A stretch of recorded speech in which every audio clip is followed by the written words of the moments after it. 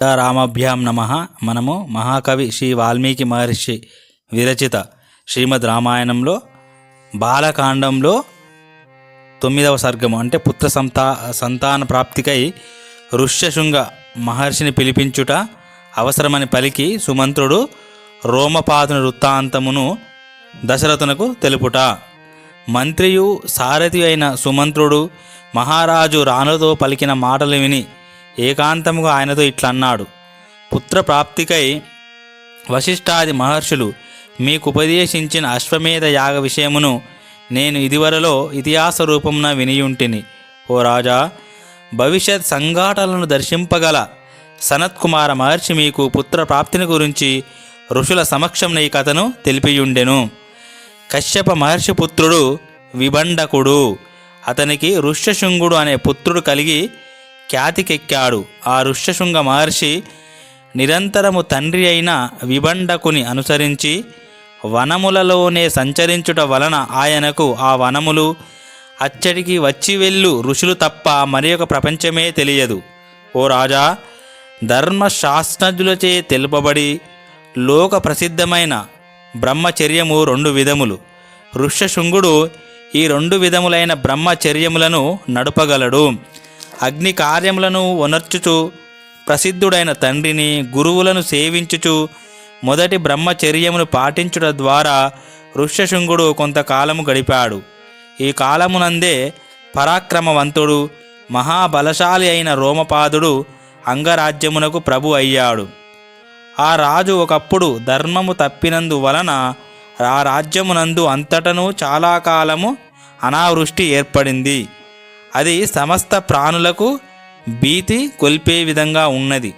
తీవ్రమైన ఆ క్షామ పరిస్థితులకు రాజు మిక్కిలి కిన్నుడై వేదాంత అంటే వేదశాస్త్ర పండితులైన బ్రాహ్మణులను పిలిపించి ఇట్లా పలికాడు: మీరందరూ సమస్త ధర్మములను తెలిసినవారు, లోక వృత్తాంతములను తెలిసినవారు.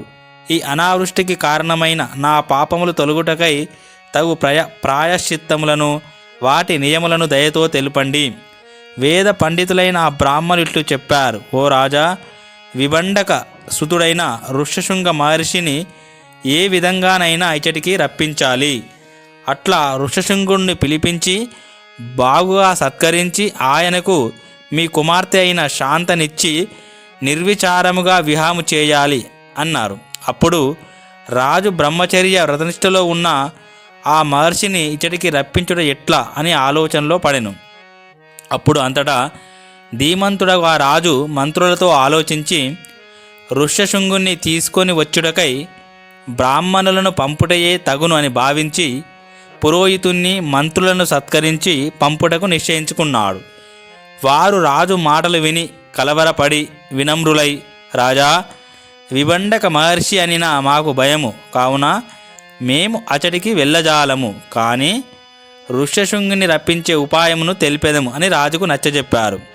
వారు ఆయనను తీసుకొని వచ్చుటకు తగిన ఉపాయములను ఆలోచించి ఆ రాజుతో ఇట్లా చెప్పారు: మనకు ఎట్టి దోషము అంటకుండా ఆ బ్రాహ్మణుణ్ణి ఇచ్చడికి రప్పించాలి అని. అంతటా అంగరాజైన రోమపాదుడు గణికల ద్వారా ఋష్యశృంగుణ్ణి రప్పించును. ఆయన రాకతో వర్షములు కురిసి అనావృష్టి తొలగును. అనంతరము రాజు తన కుమార్తె అయిన శాంతను ఆయనకిచ్చి వివాహం జరిపించును.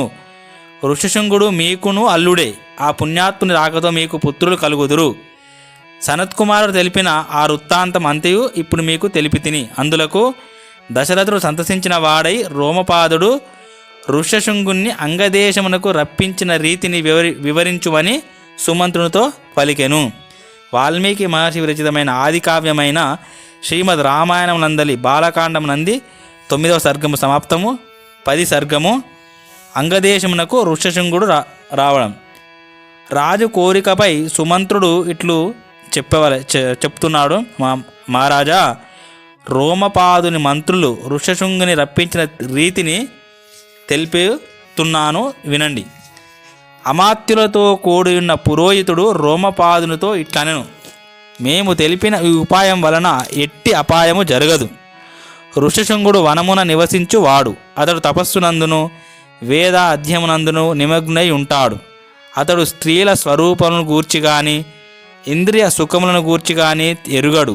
మానవుల చిత్తములను ఆకర్షించునట్టి ఇష్టమగు విషయముల ద్వారా ఆయనను పురమునకు శీఘ్రముగా రప్పింతుము. నిశ్చయింపుడు చక్కగా అలంకరించుకొనిన అందమైన గనికలకు బహుమానములు ఇచ్చి వారిని పంపవలెను.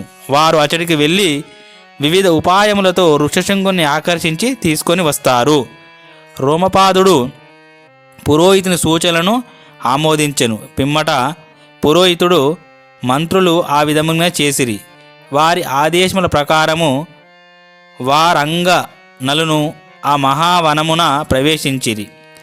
ఆ ఆశ్రమ సమీపమునకు చేరి వారు నిత్యము ఆశ్రమవాసియు జితేంద్రియుడు ఋషిపుత్రుడైన ఋషశృంగ మహర్షి దర్శనమునకై ప్రయత్నము చేయుచున్నారు. పితృసేవలలోనే సదా సంతుష్టుడయుండు ఋషశృంగుడు ఆశ్రమమును దాటి బయటకు రాలేదు. ఆ తపస్వి పుట్టినది మొదలు ఇంతవరకు స్త్రీ గాని పురుషుని గాని నగరములకు గ్రామములకు సంబంధించిన మరి ఏ ప్రాణిని చూచి ఎరుగడు. అనంతరము ఋషశృంగుడు ఒకసారి తలవని తలంపుగా ఆ గనికలున్న ప్రదేశములకు వచ్చి వారిని చూచెను. చిత్ర విచిత్రములైన వేషములను ధరించి ఉన్న ఆ సుందరీమణులందరూ మధుర స్వరములతో గానము చేయుచు ఋషిపుత్రుని సమీపించి ఇలా పలికారు: ఓ బ్రాహ్మణోత్తమ, నీవు ఎవరు? ఎవరి కుమారుడవు? ఇచ్చట ఉండుటకు కారణమేమి? ఈ నిర్జనమైన ఘోర అరణ్యమున ఒంటరిగా సంచరించుటకు ఏతువేమి? తెలుపుము, మేము వినగోరుచున్నాము. ఆ ఋషశృంగుడు ఇదివరలో ఎన్నడూ అట్టి ఆకర్షణీయములైన రూపము గల స్త్రీలను చూచి ఎరుగాడు కనుక వారిని చూచిన సంతోషంలో తన తండ్రిని గూర్చి వారితో చెప్పదలిచెను. మా తండ్రి విభాండక మహర్షి, నేను ఆయన యొక్క ఔరస పుత్రుడను. నా పేరు ఋషశృంగుడు. ఈ వనమున నా తపోజీవనము సుప్రసిద్ధము. ఓ సౌందర్యమూర్తులారా, ఇదిగో ఈ సమీపముననే మా ఆశ్రమము గలదు. ఈ ఆశ్రమమున విధి విధానముగా మీ అందరినీ పూజింతును కనుక మా ఆశ్రమమునకు విచ్చేయుడు. ఆయన వచనములను విని వారందరికీ ఆశ్రమము చూడవలనే బుద్ధి పుట్టింది. అంతటా వారు ఆయనతో కూడి ఆశ్రమమునకు వెళ్ళిరు. ఆశ్రమమునకు విచ్చేసిన వారందరికీ అతడు అర్ఘ్యపాద్యములను కందమూల ఫలములను సమర్పించి వారిని ఆదరించెను. వారు ఆయనతో సల్లాపములు ఉనర్చుటకు ఉత్సాహపడుచున్న వారై ఆయన పూజలను స్వీకరించిరి. పిదప అతడికి విభాండక ముని వచ్చుననే భయంతో శీఘ్రముగా అతడి నుండి వెళ్ళిపోవాలని అనుకున్నారు. ఓ ద్విజోత్తమ, మేము వసంగుచున్న ముఖ్యములైన ఈ ఫలములను కూడా స్వీకరింపుడు, నీకు మేలు జరుగును. ఆలసింపక ఆరగింపుడు. పిదప వారందరూ ఆయనను కౌలించుకొని మిక్కిలి ఆనందించిరి. మధురమైన లడ్డూలను వివిధములగు భక్ష్యములను సమర్పించిరి. తేజోమూర్తి అయిన ఋషశృంగుడు వాటిని భక్షించి ఎల్లప్పుడూ వనములలో నివసించువారు ఇంతకు ముందు ఎన్నడూనూ రుచి చూడని ఫలములివని భావించెను. ఆ గనికలు విభండక మహర్షి ఏ క్షణంలో వచ్చి పడునోయని భయపడుచున్న వారై మేము ఒక వ్రతమును ఆచరింపవలసి ఉన్నదని చెప్పి ఋషశృంగు నుండి సెలవు గైకొని ఆ సాకుతో వారు ఆశ్రమం నుండి వెళ్ళసాగిరి. వారందరూ వెళ్ళిపోవుచుండగా విభాండకసుతుడైన ఋషశృంగుడు వ్యాకుల చిత్తుడై మిక్కిలి దుఃఖపడెను. జితేంద్రుడైన ఆ ఋషశృంగుడు అస్వస్థ చిత్తుడైనందువలన మరునాడు మనోహరముగా అలంకరించుకొని ఉన్న ఆ గనికలున్న ప్రదేశమునకు వచ్చెను.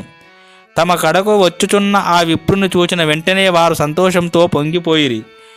పిమ్మట ఆయన సమీపించి వారందరూ ఇట్టు పలికిరి: ఓ మహాత్మా, మా ఆశ్రమునకు విచ్చేయుము.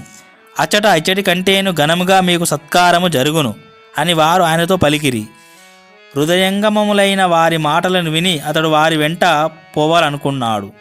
ఆ వారాంగనలను ఆయనను తమ వెంట తీసుకొని అంగదేశమునకు వెళ్ళినారు.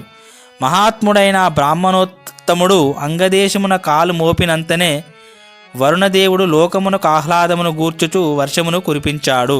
అంతటా రోమపాద మహారాజు తన దేశమునకు వర్షమును తీసుకొని వచ్చిన మునికి ఎదురేగి భువిపై సాగిలపడి వినమ్రతతో నమస్కరించెను. ఆ రాజు భక్తి శ్రద్ధలతో ఆ మునికి అర్ఘ్యపాద్యాదులను సమర్పించెను. పిమ్మట, ఓ మునీశ్వర, వారంగనల ద్వారా ఆకర్షించి మిమ్ము ఇక్కడికి రప్పించినందుకు ఆగ్రహపడక మమ్ము అనుగ్రహింపుము. మిమ్ము ఇచ్చటికి రప్పించినందుకు మీ తండ్రి అయిన విభండక మహర్షి మమ్ము ఆగ్రహింపకుండునట్లు మీరు అనుగ్రహింపుడని రాజు ఋషశృంగుణ్ణి వేడుకొన్నాడు. మునితో కూడి అంతఃపురమున ప్రవేశించిన పిదప ఆ రోమపాదుడు ప్రసన్న మనస్కుడై తన కూతురైన శాంతను ఆయనకిచ్చి యథావిధిగా వివాహం ఉనర్చి ఆనందభరితుడాయెను. మహా తేజశాలి అయిన ఋషశృంగ మహర్షి గౌరవ ఆదరములను అందుకొనుచు భార్య అయిన శాంతతో కూడి రాజాంతపురమున సర్వసుఖములతో నివసింపసాగాను. వాల్మీకి మహర్షి విరచితమైన ఆది కావ్యమైన శ్రీమద్ రామాయణం నందలి బాలకాండమునందు 10వ సర్గము సమాప్తము. ఓం శాంతి శాంతి శాంతి. హరి ఓం తత్సత్. శ్రీరామకృష్ణార్పణమస్తు. పెద్దలు, ఇది చాలా శక్తివంతమైన కథ. ఎందుకంటే ఒక వ్యక్తికి స్త్రీలంటే ఏందో తెలియని వ్యక్తికి, తపస్సు చేసే వ్యక్తికి స్త్రీల గురించి తెలుస్తుంది ఈ కథ వలన. అంటే భగవంతుని పొందాలంటే ఏమేమి ఆటంకాలు కలుగుతాయో ఈ కథను మనకు చెప్తారు.